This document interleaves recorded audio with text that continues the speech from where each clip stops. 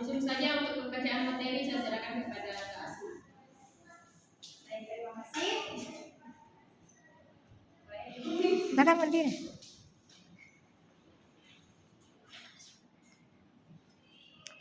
Baik, untuk presentasi kami itu kami menaruh latar belakang mengenai perancangan tapak. Nah, perancangan tapak adalah salah satu mata kuliah prodi arsitektur di Universitas Purwokerto. Kali ini mahasiswa semester 3 mendapatkan tugas akhir untuk menganalisis tapak pada area jembatan kuning atau jembatan Nagit yang ada di Marisa.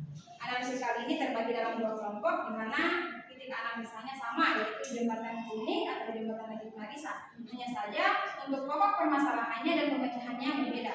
Jadi untuk kelompok 2 ini tidak banyak yang berubah, hanya saja tidak lari jauh dari permasalahan sebelumnya, hanya saja beberapa pemecahan masalahnya berbeda.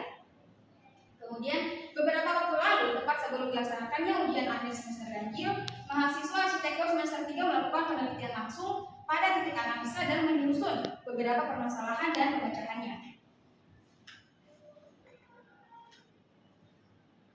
Kemudian ini ada beberapa dokumentasi dari kedua kelompok itu turun menganalisa langsung di lapangan. Ini ada foto sampah di area bawah jembatan, di area pemukiman. Kemudian ini foto tumpukan sampah di area pasar tua. Di pasar tua, di jembatan pas turun ke bawah. Yang sebelah kiri, iya, yang dalam video itu. Rupanya di pemukiman. Di pemukiman. Kemudian ini adalah salah satu permasalahan yang kelompok 2 ambil, yakni area parkir yang membuat jalan di area jembatan itu menjadi kian sempit. Kemudian yang kantar. Nah, ini yang kenapa orang ambil di permasalahannya, karena bisa saja ini menjadi titik untuk terjadinya kecelakaan, karena ini area jalannya ini yang sempit, sudah sebesar jalan yang terambil oleh mobil open cup yang muatan air isi ulang. Karena mereka tidak punya tempat parkir. Karena setelah di samping sini itu ada area masuk yang membuat pengendara itu susah untuk mengambil jalan naik.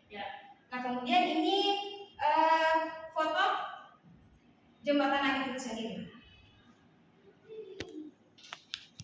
Terkait jembatan Nagit, jembatan Kuning Marisa atau biasa disebut dengan jembatan Nagit adalah jembatan yang menghubungkan kecamatan Marisa dan kecamatan Buntulia. Ini adalah apa tadi dibilang? Figure ground. Kemudian ini adalah sketsa jembatan Nagit. Dan ini ada tower yang di perempatan lampu merah, yang di Telkom. Analisis view. Nah, view di bawah jembatan terlihat air sungai yang keruh dan terdapat banyak sampah. Nah, air sungai yang keruh ini karena aliran dari area tambang yang ada di atas. Penumpukan sampah akan berakibat bencana alam pada warga yang tinggal di area itu.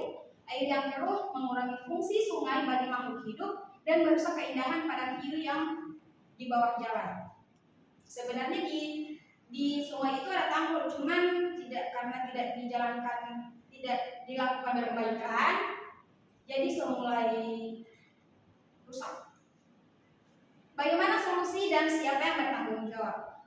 Nah, ini seperti saya koreksi tadi di presentasinya Kak Wiwi, bahwa untuk yang bertanggung jawab masyarakat area jembatan Nagit harus menimbulkan kesadaran diri akan keselamatan bersama, terutama untuk pembuangan sampah dan pencemaran air sungai, di mana hal tersebut dapat merugikan diri kita sendiri.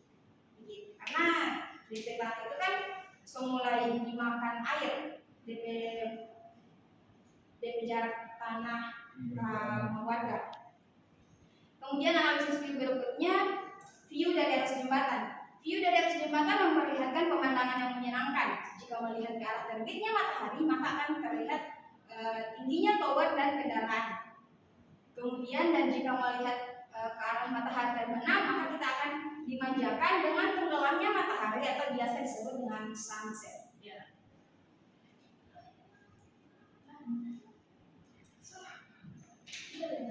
Kemudian kebisingan.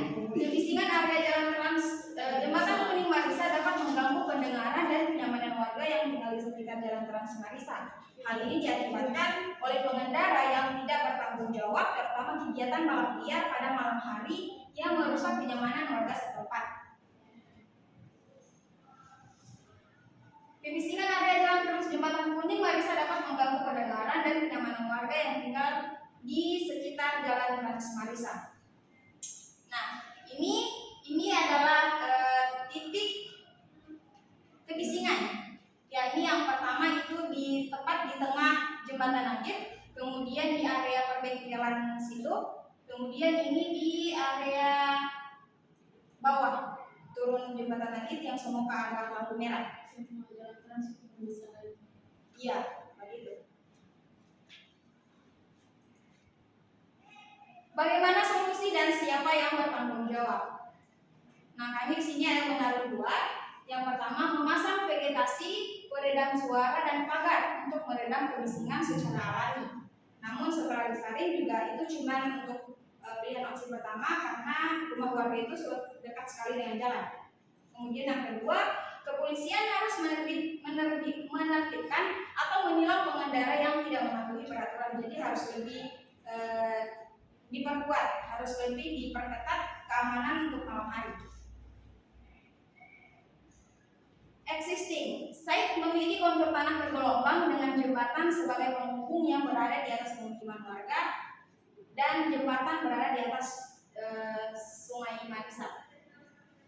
Ini juga tulisan-tulisan tentang Tidak bisa jelasin. atau bukan di laporan? Pakai aja.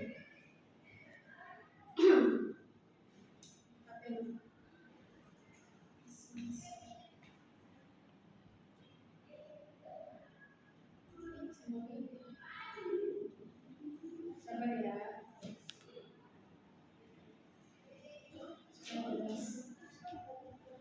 Nah, ini adalah foto tumpukan sampah yang di awal tadi, yang di dokumentasi tadi. Ini foto tumpukan sampah di area pemukiman. Kemudian ini adalah area keluar masuk area pemukiman bawah jembatan yang curam itu. Kemudian ini juga area keluar yang ini. Ini area keluar masuk. Kemudian pemukiman yang terlalu dekat dengan jalan itu area sini. Yang di sini sebenarnya semua sih, cuman yang lebih padat sebelah sini.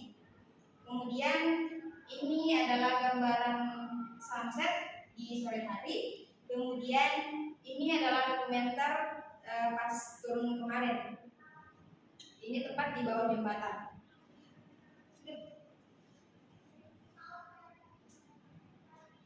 Existing area sungai dikelilingi tumbuhan. Hal ini dapat mencegah terjadinya tanah longsor dan banjir. Di area jalan penanaman pohon sudah jarang sekali, bahkan tidak ada.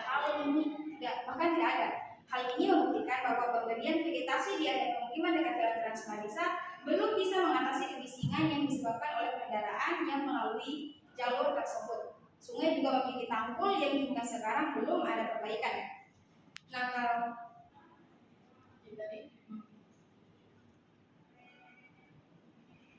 kalau sebelumnya kan untuk pemasangan vegetasi di samping jalan ini kan tidak cukup loh. Sedangkan untuk ini memang swada dari awal-awal swada. Jadi untuk vegetasi itu kayaknya tidak akan berpengaruh sedikit karena memang bisingnya dari area jalan sini. Sedangkan untuk memasang vegetasi di area jalan di tepi jalan sini itu sudah tidak cukup. Kemudian sirkulasi. Nah, ini sirkulasi yang masuk di pasar tua. Area masuk dan keluar pemukiman warga di pasar tua. Tidak, bukan pasar tua itu yang di sebelah di mana? Yang di bawah pemukiman. Nah, itu. Yang curam itu. Kemudian ini area pasar. Pasar tua. Tidak. Ini di area apa? Paseda itu aja. Lorong Paseda. Sekali mak. Area keluar masuk lorong Paseda. Nah, sirkulasi area jembatan digunakan sebagai area jalur transportasi besar yang menghubungkan wilayah Marisa dan Butulia yang terpisah karena adanya Sungai Marisa. Kemudian area jalan masuk pemukiman yang merupakan jalur yang terdapat area pemukiman di bawah jembatan digunakan sebagai jalan masuk dan keluar transportasi. Kemudian ya, ini adalah lanjutan dari sirkulasi. Ini ada dua juga. Area jalur masuk dan yang terdapat pada area pasar tua memiliki dua jalur yang merupakan jalur masuk dan keluar. Area jalur masuk dan keluar area pasar yang merupakan jalur yang sering dilalui oleh kendaraan yang ingin ke pasar. Kemudian area jalan masuk dan keluar lorong Paseda samping JNT Marisa sering dilalui oleh warga. Tadi.